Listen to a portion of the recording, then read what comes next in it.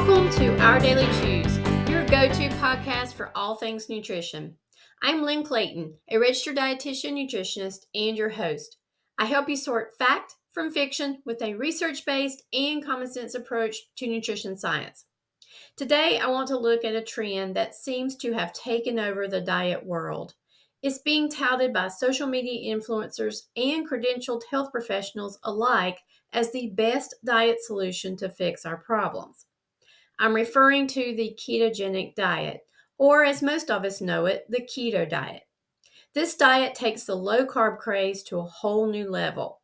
With recommendations to adhere to a very low-carbohydrate diet, it promises to make your body a fat-burning machine, promote weight loss, and improve or cure diabetes. But is this all hype? The sound of sizzling bacon. One of the many foods that keto enthusiasts enjoy without guilt. But what exactly is the keto diet? How does it work and who stands to benefit the most from it? Well, let's break it down. The keto diet is a high-fat, moderate protein, and very low carbohydrate diet designed to shift your body's metabolism away from burning carbohydrates and towards fat instead. Think of it as a metabolic makeover. Normally, our bodies rely on glucose from carbs for energy, but on a keto diet, carbs are drastically reduced. Typically, carbs are limited to about 5 to 10% of your daily calorie intake, which translates to roughly 20 to 50 grams per day, which is about the amount found in 3 slices of bread, 1 cup of rice, or 2 medium bananas. The goal is to get your body into a state called ketosis, where it burns fat for fuel instead of carbs. People on a keto diet rely heavily on nuts, seeds, meat, fish, poultry, non-starchy vegetables like greens and cruciferous vegetables, and fats like olive oil, butter, or coconut oil to fill their plates. They must carefully choose higher carb foods like fruit, dairy, starches, and starchy vegetables in small quantities to avoid going over their daily carb allotment. About 70 to 90% of their calories come from fat. So how does the keto diet work? Well, when you cut carbs to this extent, your body enters a metabolic state called nutritional ketosis, not to be confused with ketoacidosis that can occur with diabetes. But imagine your body as a hybrid car that can run on 2 types of fuel, gasoline and electricity. In our case, those fuels are carbohydrates and fats. Normally, our bodies prefer to run on carbs because they're easy to burn and provide quick energy. But what if we decided to switch the fuel source and run primarily on fats? That's essentially what the ketogenic or keto diet does. Here's a simple analogy. Picture a wood-burning stove, your body, that typically burns newspaper or carbohydrates for a quick, hot fire. The keto diet switches the fuel to logs or fats, which take longer to catch fire but burn longer and steadier. This steady burn is what many people find appealing about the keto diet, a more consistent energy level without the spikes and crashes associated with carbs. The liver produces molecules from fat called ketones, which are then used as an alternative energy source. Carbohydrates must be eliminated or restricted in order for your body to start burning fat. A prolonged keto diet, fasting, or vigorous exercise can deplete glycogen, which is fat stored in the muscles, which will prompt the body to switch and find an alternative fuel source. Metabolically speaking, fasting causes a drop in glucose, also known as blood sugar, which initiates the body's response to restore a normal glucose level. Insulin levels drop during fasting or extreme carb restriction, which activates gluconeogenesis. Gluco meaning glucose, neo meaning new, and genesis to produce. So it's new glucose production or glucose production from non-carb sources.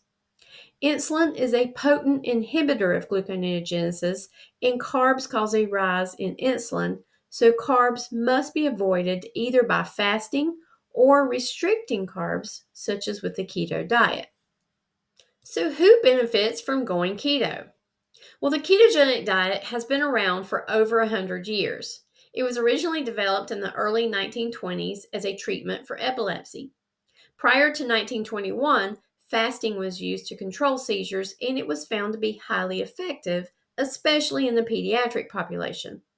But one can only fast for so long before the body needs nourishment. The ketogenic diet was proposed as an alternative to fasting and was found to be effective and a little better tolerated than prolonged fasting. But once seizure medications came on the market, fasting and the ketogenic diet fell out of favor. But it is still used today for those who do not respond to seizure medications. Beyond epilepsy, the keto diet has found a place in managing several other conditions. Research suggests that it can be beneficial for people with certain conditions. The keto diet can be a game changer for people with epilepsy, particularly those with medication resistant epilepsy. And in people with type 2 diabetes, it may help stabilize blood sugar levels. By reducing carb intake, people with diabetes can manage their blood sugar levels more effectively by reducing insulin production. And for those looking to lose weight, especially if metabolic issues are present, the keto diet can be effective, at least in the short term. Studies suggest that low carb diets can help reduce appetite and increase weight loss quicker than low fat diets. Some people also find that their cravings for sweets and snacks decrease on a keto diet, making it easier to stick to compared to fasting. And people with certain neurological conditions may benefit. There's emerging research on using the keto diet for conditions like Alzheimer's and Parkinson's. And in endurance athletes, some athletes find that the steady energy supply from a keto diet can enhance performance in long duration activities. Now, before you run to your kitchen and toss out all your bread and pasta, let's talk about some important cautions. The keto diet isn't for everyone, and it does come with some potential side effects and risk. One is nutrient deficiencies. By cutting out major food groups, you might miss out on essential nutrients. Think of carbs as your ticket to fiber, vitamins, and minerals from fruits, veggies, and whole grains. And there is such a thing as the keto flu. During the first week or two, some people experience the keto flu, which is a cluster of symptoms like fatigue, headache, dizziness, nausea, and irritability. This happens as your body adjusts to burning fat instead of carbs. Allow a couple of weeks for these symptoms to subside. And then, of course, heart health. Since the diet is high in fats, it's crucial to focus on healthy fats like avocados, nuts, and olive oil rather than bacon and butter. Too much saturated fat can raise cholesterol levels, potentially increasing the risk of heart disease. And then, of course, there's long-term sustainability. Sticking to a keto diet can be challenging over the long haul. The restrictive nature can make social eating and dining out difficult as well. The keto diet may be contraindicated for those with certain medical conditions and those taking certain medications. Let's look at who should avoid the keto diet. People with liver conditions. Since the liver processes fat into ketones, those with liver issues should discuss with their healthcare provider first. Individuals with pancreatitis or impaired fat digestion, because the high fat intake can exacerbate these conditions. People with gallbladder issues should avoid an extremely high fat diet. People with diabetes taking SGLT2 inhibitors to lower blood sugar, such as Jardiance, Farxiga, or Invokana, are at a higher risk for diabetic ketoacidosis, or DKA, when they're following a keto diet. Pregnant or breastfeeding women need a balanced diet to support their and their baby's health, so avoiding entire food groups is not recommended since it can lead to nutrient deficiencies.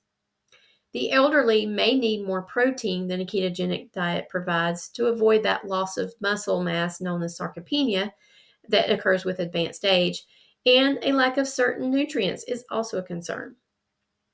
People with a history of eating disorders. The restrictive nature of a keto diet can trigger unhealthy eating behaviors in those who are susceptible to it. and of course, certain genetic conditions. Those with carnosine deficiency or those who have impaired fat metabolism won't benefit as much from a keto diet. There are some possible side effects and potential dangers. A prolonged ketogenic diet can lead to nutrient deficiencies, particularly in vitamins and minerals typically found in fruits, vegetables, and grains. People following a keto diet should be under medical supervision to avoid nutrient deficiencies, which may lead to other serious conditions such as heart arrhythmias. And people may experience constipation due to the low fiber intake. And others might notice an increase in cholesterol levels, which could pose a risk for heart disease.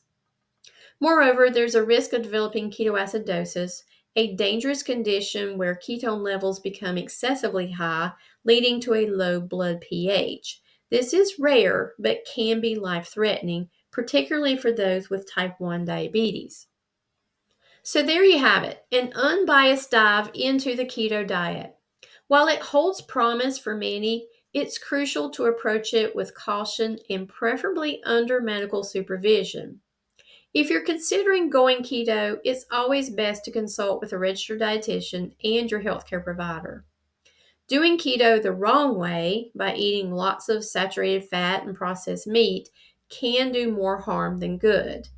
And you can always cut back on carbohydrates without necessarily going keto. So thanks for tuning in to Our Daily Chews. If you enjoyed today's episode, don't forget to like and subscribe to get notified of new episodes each week. And remember, when it comes to nutrition, one size never fits all. When changing your diet, it's best to be curious, be informed, and most importantly, be healthy. This podcast is sponsored by Clayton Nutrition, a private medical nutrition therapy practice offering telehealth services for those needing nutrition therapy to prevent, treat, or manage chronic health issues. Whether it's diabetes, cardiovascular concerns, food allergies, digestive issues, or weight management, we focus on good nutrition for better health. Check out my resources, blog articles, and one-to-one nutrition services at claytonnutrition.com. And Clayton Nutrition is offering Better Diabetes Control, a 6-video module course covering everything you need to know about managing diabetes. Get your diabetes questions answered in this self-paced course. It includes a booklet and resources to guide you. Go to claytonnutrition.com/nutrition-courses to learn more and sign up to get started. Clayton Nutrition also offers an online course called A Better Way to Better Health. This 8-module video course is packed with resources to help you along your weight loss journey. Check it out at claytonnutrition.com/nutrition-courses for more information and to sign up. This podcast is for educational purposes only and is not intended to replace the advice of your healthcare professional. I recommend you seek help from a trained professional who can work with you in your specific situation.